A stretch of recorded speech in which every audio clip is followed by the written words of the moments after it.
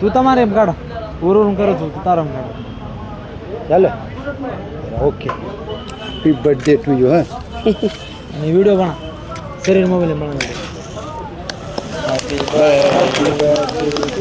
तुम काटो आम काटा Suresh Pawar ji happy birthday to you happy birthday Pawar साहेब चला त्यांना चला फोटो काढ ए फोटो घे पुढे देऊ पवार साहेब ओके अजून एक तुकडा काढा अजून एक तुकडा तमारे मोबाईल फोटो डबल करा आणि माझ्याकडे एवढं साहेब गुगल नुसतं तोंडात जरा देऊन थांबा एक मिनिट फोटो काढ पुढे देखो सरळ फोटो पाठीच नाव आहे ओके चला बरं पवार साहेब थांबा तुम्ही तिथं हां ओके नुसतं धरा कॅमेरामॅन ओके धरा आता टाईट हो ब्रोस पवार साहेब नाही चाल झालं तुम्ही खावा आता नाही नाही आता नाही आता फक्त 2 मिनिट आता मुलाखत आता मुलाखत आपण चला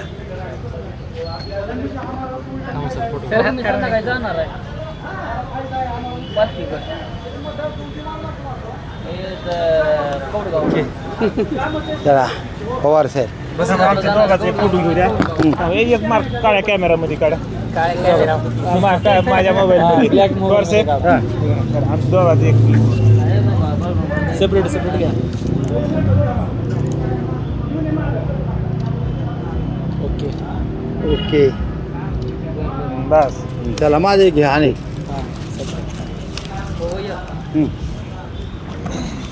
निवडील साईड ओके चला मारे मोबाईल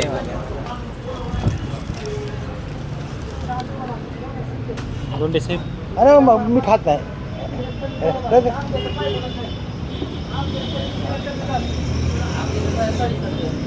चला आता फक्त मुलाखत घेऊ वाटत सर्व ना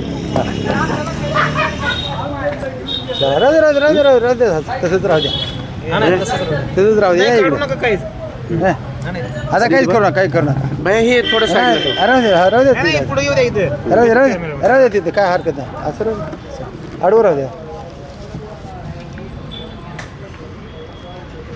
नमस्कार मी प्रभाकर लोंढे खडतार प्रवास वर्तमानपत्राचा तथा खडतार प्रवास यूट्यूब चॅनलचा मुख्य संपादक आज आपण सुरेश पवार हे ऊसतोड कामगार संघटनेचे अध्यक्ष आहेत त्यांचा आज वाढदिवस आहे त्यांच्या वाढदिवसाच्या निमित्ताने त्यांना भावी आयुष्य निरोगीदायी जावो आणि त्याच्या कामामध्ये भरभराट येवो सर्वसामान्य गोरगरीब कष्टकरी ऊसतोड कामगार यांना न्याय त्यांच्या हातून कायमचा मिळत राहो आणि महाराष्ट्र सरकारने यांची दखल घेऊन यांना काम करण्याची संधी भावी काळात मिळो अशी ईश्वरचरणी प्रार्थना आज आपल्यासोबत आहेत सुरेश पवार साहेब त्यांना विचारूया नेमकं आज वाढदिवसाच्या निमित्ताने गोरगरीब जनतेसाठी काम करण्यासाठी काय संकल्प केला आहे साहेब काय संकल्प केला वाढदिवसाचा आज माझ्या वाढदिवसानिमित्त माझे जे काही मित्रपरिवार आहेत जे काही आमच्या संघटनेचे वेगवेगळे पदाधिकारी आहेत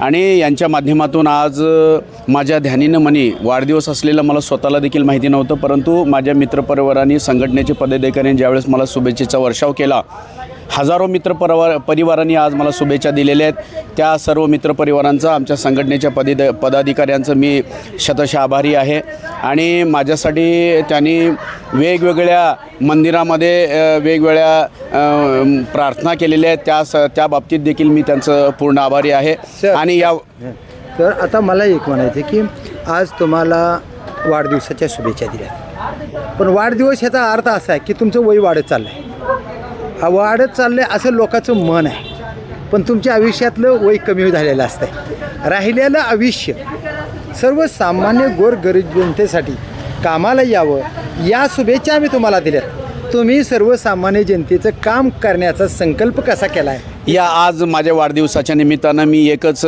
प्रार्थना केलेली आहे. श्री तुळजाभवानी मातेला माझी प्रार्थना केलेली आहे. श्री संत सेवालाल महाराज यांना देखील माझी प्रार्थना झालेली आहे. आणि या आज जे काही मी महाराष्ट्रातील ऊसतोड कामगारांना न्याय मिळवून देण्यासाठी महाराष्ट्र स्तरावरती सामाजिक न्याय मंत्रालय असेल आणि लोकनेते गोपीनाथ मुंडे ऊसतोड कामगार महामंडळ असेल, या महामंडळावरती माझं चांगल्या प्रकारे काम चालू आहे. आणि विशेषतः आमच्या मागणीच्या अनुषंगानं या महाराष्ट्रातील ऊसतोड कामगारांची पोर्टलवर त्यांची नोंदणी करण्यासाठी या खाजगी कंपनीला टेंडर मिळालेलं आहे किंवा काम मिळालेलं आहे. त्यांच्या माध्यमातून आमच्या संघटनेला लातूर जिल्हा आणि धाराशिव जिल्ह्यातल्या ऊसतोड कामगार बांधवांची नोंदणी करून त्यांना ओळखपत्र देण्यासाठीचं काम विशेषतः हे माझ्याकडे आलेलं आहे. गेल्या 28 तारखेपासून आमच्या धाराशिव जिल्हा आणि लातूर जिल्ह्यातले जे काही ऊसतोड कामगार बांधव या ऊसतोड योजनेपासून, शासकीय योजनेपासून आणि कल्याणकारी योजनेपासून जे काही वंचित होते, या ऊसतोड कामगारांना भविष्यामध्ये यांच्या नोंदण्या या पोर्टलवर आणून या लोकनेते गोपीनाथ मुंडे ऊसतोड कामगार महामंडळाकडे जास्तीत जास्त ऊसतोड बांधवांची नोंदणी कशा प्रकारे होईल, त्यांना योजना कशा प्रकारचे मिळतील यावर माझं जास्त फोकस आहे. आणि या माध्यमातून मी समाज कल्याण मंत्रालयाचे जे काय मंत्री संजयजी शिरसाट साहेब आहेत, यांना माझी एक कळकळीची विनंती आहे. मी वारंवार त्यांना विनंती करत राहिलेलो आहे आणि आमच्या ज्या अपेक्षा आहेत त्या अपेक्षा थोडं भंग होताना दिसत आहेत.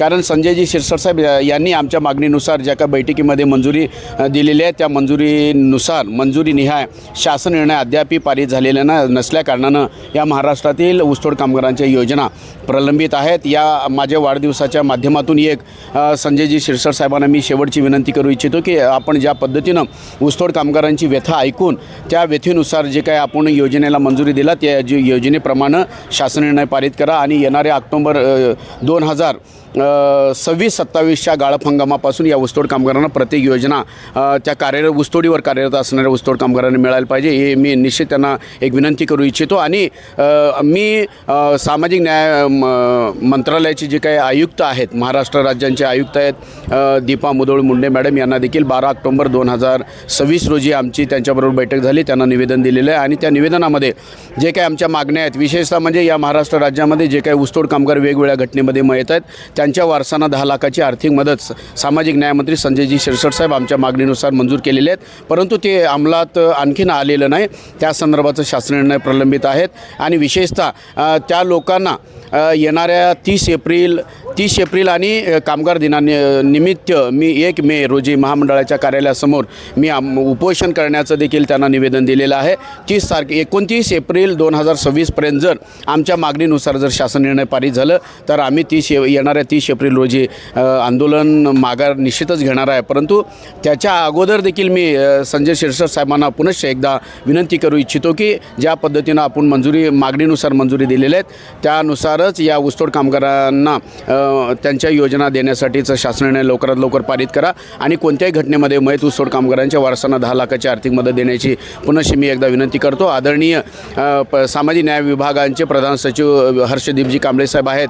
गेल्या पाठीमागच्या 4-2 महिन्यामध्ये त्यांचं एक शासन निर्णय असं पारित झालेलं आहे. सामाजिक न्याय मंत्रालयाकडे जे काही ॲट्रॉसिटी कायद्याअंतर्गत जे काही प्रकरण त्यांच्याकडे दाखल झालेले होते, त्यांच्या 889 या प्रकरणधारकांना त्यांनी शासकीय सेवेमध्ये नोकरी दिलेली आहे. त्याच धर्तीवर जे काही आमचे महाराष्ट्रातील ऊसतोड कामगार वेगवेगळ्या घटनेमध्ये जे काही मयत आहेत त्यांच्या वारसांना देखील शासकीय सेवेमध्ये नोकरी मिळवून द्यावी ही माझी आग्रहाची त्यांच्याकडे मागणी असणार. आजच्या वाढदिवसानिमित्त तुम्हाला जी काम करण्याची संधी मिळाली, खरं म्हणलं तर आज तुम्हाला शुभेच्छा नाहीतच आमच्या शुभेच्छा तुमच्या पत्नीला आहेत.